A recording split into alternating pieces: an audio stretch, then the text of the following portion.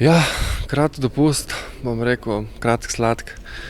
Tako da zdaj vemo, mislim, lepo je videti tudi zdaj fante po tolkem času, tako da vemo, kaj nas čaka zdaj delo. Ta prva 3 dni imamo ta testiranja, po katerem gremo na Roglo. Bo treba se dobro pripraviti, ker ve se, da je pa zdaj kmalu te kvalifikacije in nas čaka en dober nasprotnik, tako da treba ga garati, ne, ni druge. Ja, res da je 20. junija žreb, upam, da bo nasprotnik en dober nasprotnik, da se bomo lahko kosali z njim in tudi z neki sreče, da jih bomo premagali in šli naprej, ne, ni druge. Res je, par igralcev je zdaj nasploh, po mojem, še prvič bo v Evropi igralo, tako da mi smo že par teh starejših je že smo že odigrali par tekem v Evropi, a nič, treba jih bo pripraviti, sami pri sebi se bomo morali tudi pripraviti, da to je neka, ne vem, tudi po mojem odskočna deska za njih, da se jih lahko izkaže, da jih kakšen tudi dovidi, ne, da so potencialni tudi za naprej.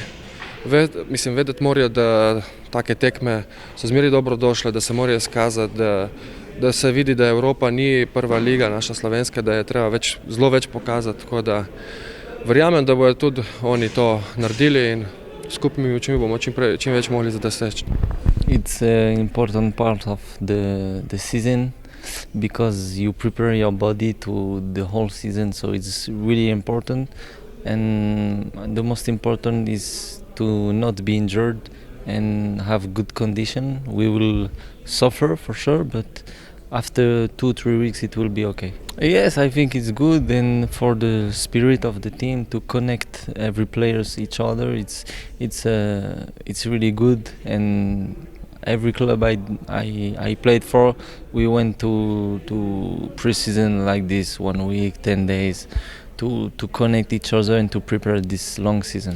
Well, we still don't know the opponent, but we have to be focused and prepared because it's really good